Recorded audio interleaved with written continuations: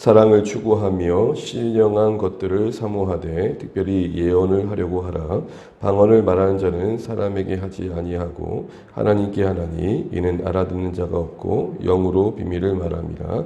그러나 예언하는 자는 사람에게 말하여 덕을 세우며 권면하며 위로하는 것이요 방언을 말하는 자는 자기의 덕을 세우고 예언하는 자는 교회의 덕을 세우나니 나는 너희가 다 방언 말하기를 원하나 특별히 예언하기를 원하노라. 만일 방언을 말하는 자가 통역하여 교회의 덕을 세우지 아니하면 예언하는 자가 못하니라. 그런즉 형제들아 내가 너희에게 나아가서 방언으로 말하고 계시나 지식이나 예언으로 가르치는 것으로 말하지 아니하면 너희에게 무엇이 유익하리요. 혹 필이나 검은고와 같이 생명 없는 것이 소리를 낼 때에 그의 음의 분별을 나타내지 아니하면 필이 부는 것인지 검은고 타는 것인지 어찌 알게 되리요. 만일 나팔이 분명하지 못한 소리를 내면 누가 전투를 준비하리요.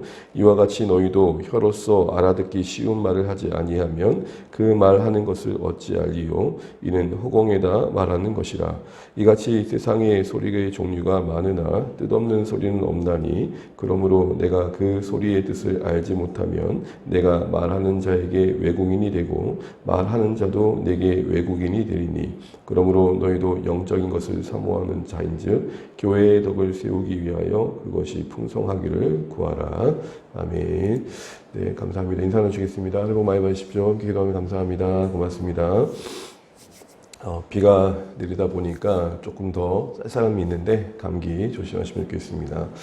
우리가 오늘 고린도서 14장 말씀을 읽었는데요. 그 시작은 이렇습니다. 사랑을 추구하며 우리가 11장부터 14장까지 다루어지고 있는 공동체의 그 모임에 대한 권면 중에 12장부터 14장까지 참 많은 분량의 내용이 은사에 대한 내용이었고 사실은 결국 이제 하고 싶었던 그 당시의 현실적인 문제는 14장에서 다루어집니다. 12장에서는 일반적인 어떻게 보면 은사에 대한 보편적인 원리를 말하죠. 한 몸이다. 우리는 하나다. 그 안에 몸의 여러 지체가 있듯 다양함을 담아내셨다. 이게 조화를 이루어야 된다. 우리가 너무 잘 알고 있는 내용이죠. 근데 이게 실제적으로 그 모습을 나타내기 위해서는 사랑의 원리가 적용돼야 된다. 그러면서 당시에 심각한 어떤 문제가 되었던 예언의 두 가지 대표적인 내용들을 가지고 특별히 방언을 특별히 더 추구했던 그 교회 공동체의 특성을 고려하면서 그 사랑의 원리가 적용된 모습이 뭐겠느냐라는 내용이 14절부터 시작되는 것입니다. 특별히 14장 안에서 이 예언과 방언이 대조되는 내용이 되어 있는데 이것이 어떤 은사 자체적인 비교라기보다는 뭐가 더 유익이 되겠느냐. 사랑의 원리라는 것은 어렵지 않다는 겁니다. 내가 지금 하는 행동이 나의 기쁨을 위한 거냐 아니면 하나님의 기쁨을 위한 거냐 또 상대방의 유익을 위한 거냐 이 분명한 기준 하나만 생각해도 사실은 답이 뻔하다. 지금 이야기를 바울이 이 방언과 예언의 관계를 가지고 이야기하고 있는 것입니다. 특별히 당시에 이 방언이 문제가 됐던 것은 방언 그 자체가 아닙니다. 그래서 여러분 5절을 보시게 되면 이런 말이 있죠. 나는 너희가 다 방언 말하기를 원하나. 방언을 바울이 무시한 게 아닙니다. 근데 문제는 뭐냐?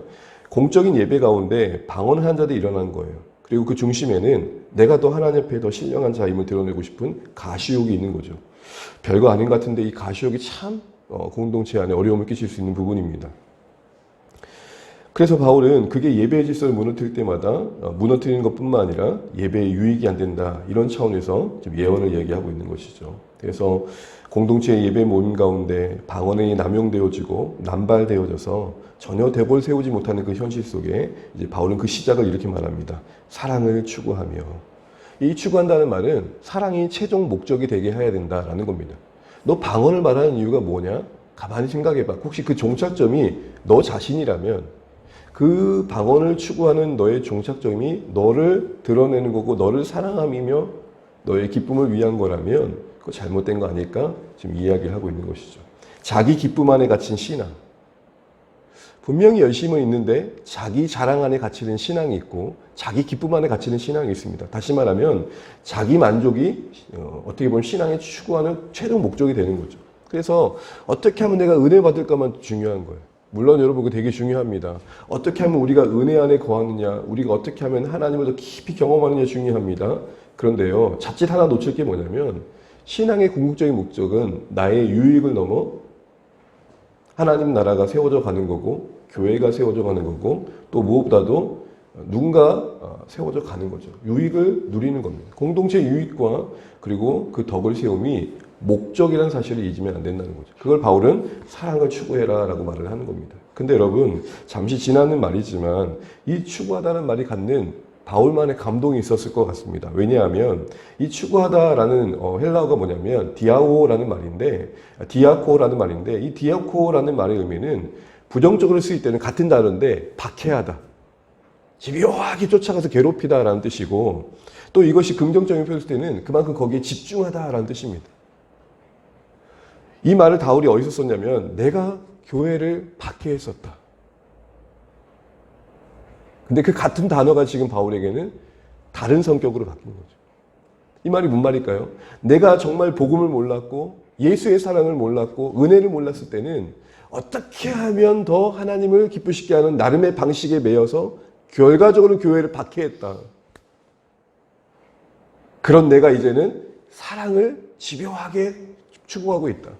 사랑에 집중하고 있다. 이 얘기를 하는 거죠. 그러니까 바울만의 어떤 감동이겠죠. 내가 교회를 디오코했던 나였는데 이제는 내가 어떻게 하면 교회를 더 세울까를 고민하고 있다.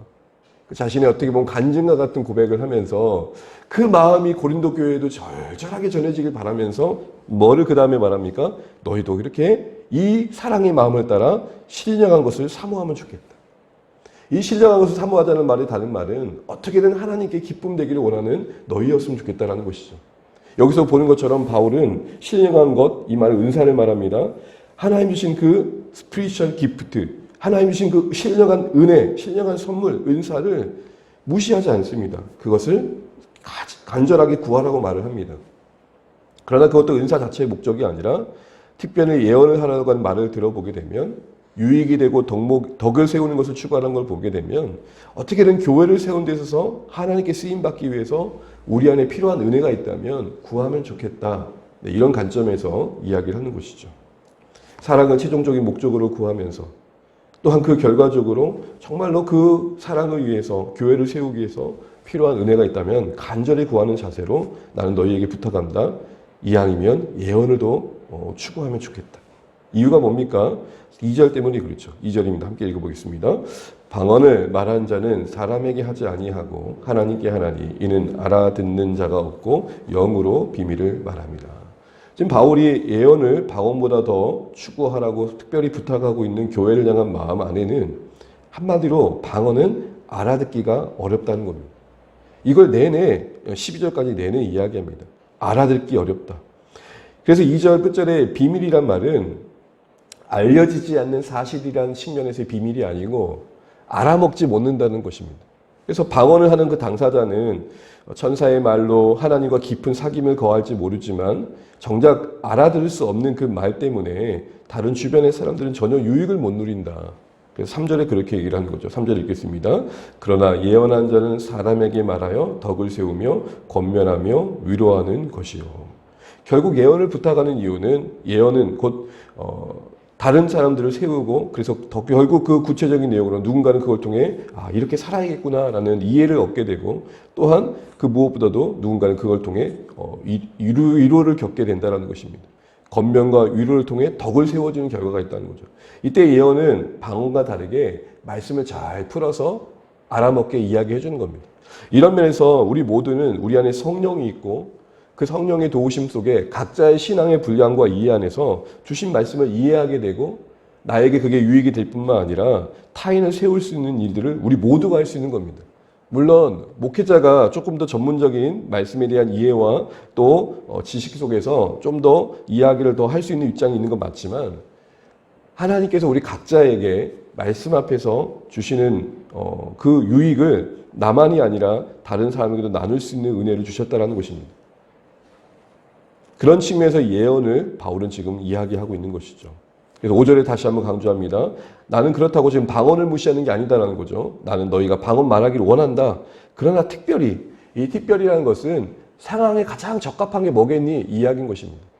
우리가 모든 것을 다 할 수 있지만 바울이 내내 그렇게 말했죠. 가하나 모든 것이 유익한 게 아니에요.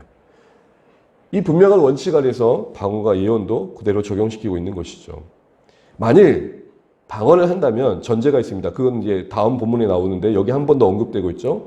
방언을 말하는 자가 있다면 그걸 통해 유익을 끼치려고 한다면 뭐가 있어야 된다고 합니까? 5절 중반절에 보게 되면 통역이 있어야 된다. 여러분 이거 쉬운 거 아닙니까? 제가 예배 강사자로 외국 선교사님을 모셨어요. 영어도 아니고 어디 아프리카 말을 쓰신다고 생각해 봐요. 근데 전혀 통역이 되지 않는다면 해준 게 얼마나 이해를 하겠어요. 물론 그분의 열정과 그 어떤 제스처나 몸으로 전해지는 언어는 전달될지 모르지만 모호하겠죠. 그런 측면에서 통역을 전제하에 방언을 얘기합니다. 그러나 그것도 하나님 주시는 은사가 아니면 허락될 수 없으니 보편적으로 예언은 우리 안에 성령이 계신 신자라면 다 추구할 수 있는 은사이니 그 예언을 이왕이면 공동체 모임 안에서는 활용하라는 것입니다. 그러면서 6절부터 12절까지는 왜 방언이 무익한지에 대한 이야기를 하면서 한마디로 알아먹을 수 없다는 사실들을 이야기하면서 악기에 비유를 하죠. 7절에 보게 되면은 악기가 있다. 그런데 그 악기가 분명히 소리를 내고 그 말에 어떤 메시지가 있을 텐데 그걸 못 알아듣는다면, 그 표현이 모호해서 못 알아듣는다면 무슨 소용이 있겠느냐라는 것이죠. 그래서 9절처럼 얘기합니다. 9절입니다. 8절, 9절 같이 한번 읽고 마무리하죠. 시작. 만일 나팔이 분명하지 못한 소리를 내면 누가 전투를 준비하리요. 이와 같이 너희도 혀로서 알아듣기 쉬운 말을 하지 아니하면 그 말하는 것을 어찌 알리요. 이는 허공에다 말하는 것이니라. 아멘. 여기서도 이제 알아들 수 없다는 측면에서 방언이 무익하다는 이야기를 하면서 한 예로 악기의 이야기를 하고 있는 거죠. 군대도 보게 되면 또 수신호라는 게 있잖아요. 예를 들어서 호루라기라도 해서 뭐 호루라기를 뚜뚜뚜뚜뚜 불면 어떤 상황이고 뚜뚜뚜 불면 어떤 상황이고 메시지가 있잖아요. 근데 이거는 뚜뚜뚜뚜 하면은 못 알아듣잖아요. 이게 길게 말한 건지 짧게 말한 건지. 그 얘기를 하고 있는 거거든요. 중요한 건 알아먹는 거다. 제가 이 말씀을 하면서 제 마음을 보면서 왜 이게 불편할까 싶었더니 설거지로서의 저의 모습이 보이는 거예요. 현학적이란 말을 들어보셨죠. 당시 한때는 설교 시간에 헬라어를 말하면 정말 은혜로 끼친다는 생각할 때가 참 많았어요. 여러분 여기서의 사랑은 아가페를 말합니다. 필레오는 그렇고요. 에로스는 어떻고요. 이런 뭔가 하늘의 언어를 쓰는 게 설교에 있어서 뭔가 신자들에게 목사의 권위라는 생각할 때가 있었어요. 그래서 우스갯소리지만 어떤 분들은 지금은 그런 분 없겠지만 제가 어떤 교회 목사님 얘기를 들은 거예요. 어떤 분들은 서재에 알아먹을 수 있는 원서를 쫙 깔아놓는 거예요. 그게 무슨 말이에요? 지적인 어떤 측면을 강조하는 거죠. 그걸 권위로 세우려고 하는 거죠. 저 사실을 다시 한번 돌아보게 됐어요. 저도 혹시 알아먹지 못한 말을 너무 많이 하고 있지 않은가? 제가 바뀔 부분이 분명히 있겠죠. 말의 속도라든지. 참 이거 평생 고민입니다. 평생 고민. 제가 변명을 굳이 하자면 생각난 말이 입으로 전달되는 그 시간에 까먹을까 봐 그 말을 이어갈 때가 좀 있어요. 최대한 늦게 하려고 노력을 하지만 이 말의 속도가 참 저도 성도들이 알아먹기 위해서 바뀌어야 된다는 걸 생각해 보게 됐고, 이왕이면 설교의 본문의 내용이 잘 주의되어야 되지만 알아먹는다는 측면에서 유익이 된다는 것은 이게 일상 속에서 어떻게 구체화되냐는 것이죠. 사랑합시다가 오늘 특별히 예언을 하라는 적용처럼 특별히 우리 공동체는 오늘 이 시점에서 어떻게 필요할까? 앞서 우리가 찬양을 했지만 하늘의 기쁨을 주옵소서. 어떠한 고난이 닥쳐도 하늘의 기쁨을 주옵소서. 다 말씀드릴 수 없는 어려움이 있지만 최근에 교회 성도들의 어떤 상황들을 생각하면서 이 찬양의 고백이 정말 절실하다는 생각들을 해보게 됐습니다. 그래서 이 찬양의 고백이 성도님 삶 가운데 정말 잘 알아먹어지고 그리고 그것이 자기 삶 가운데 유익을 누릴 수 있도록 메시지를 전하는 자로서 어떻게 말씀을 또 오늘이 우리의 현실 속에 적용시키는 말씀을 나눌 수 있을까라는 생각들을 해보게 되더라.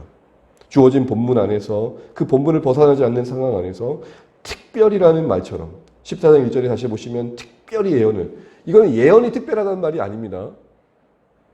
예언이 특별하다는 말이 아니라 지금 이 시점에서는 예언이 맞아 이 말인 것입니다. 지금 이 시점에서는 뭐가 더 필요한지를 생각해 보자 이런 측면에서 예언을 말하는 것이죠. 설교자로서도 그런 고민을 해보게 된다라는 말씀을 드리는 것입니다. 이제 말씀을 맺겠습니다. 사랑하는 성도 여러분, 바울은 은사장의 이제 마무리장인 14장을 얘기하면서 공동체의 현실 속에 방언을 추구하며 나름의 어떤 항울경의 경험을 더 기이 여기고 사모하면서 그것이 주변에게는 어떤 영향을 끼치냐 생각하지 않고 자기의 유익, 자기의 만족, 자기의 기쁨에만 갇혀 있었던 신자들에게 좀 더 눈을 열어서 너희들의 최종 목적이 사랑이면 좋겠다.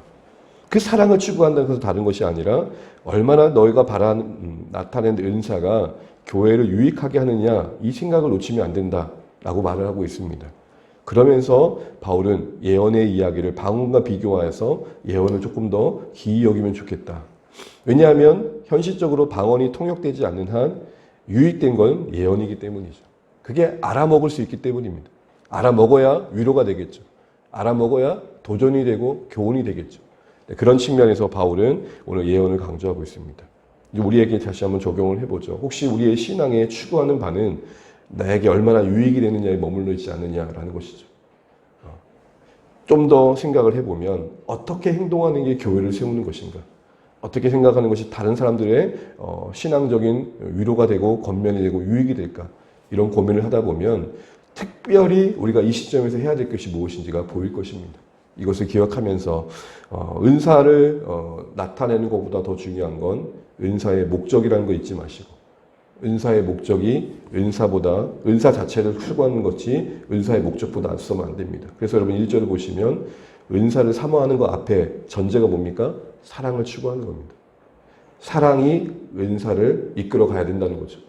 은사를 구하는 열정이 사랑보다 앞서면 안 된다는 겁니다. 이 말씀 기억하면서 사랑을 추구하는 이 바울의 권면이 우리에게 어떻게 적용될지 고민하고 기도하며 주의 은혜를 구하시는 이 새벽 되시기를 바랍니다. 함께 찬양하겠습니다. 찬송가 425장 찬양하겠습니다. 주님의 뜻을 이루소서 찬양하시고 기도하시겠습니다.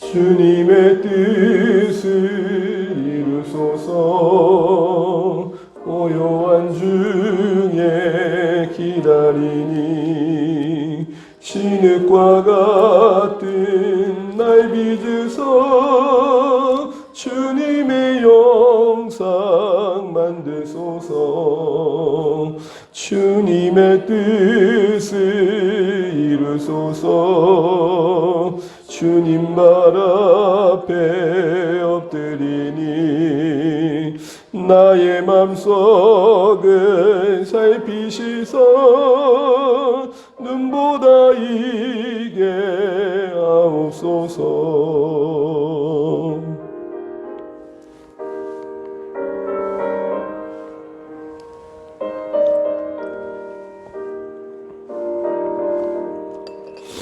주님의 뜻을 이루소서.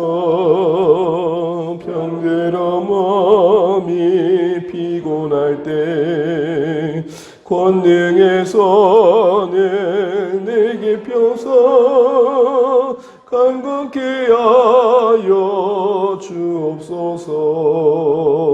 주님의 뜻을 이루소서. 온전히 나를 주장하사 주님과 함께 동행함을 만민이 알게 하옵소서. 아멘.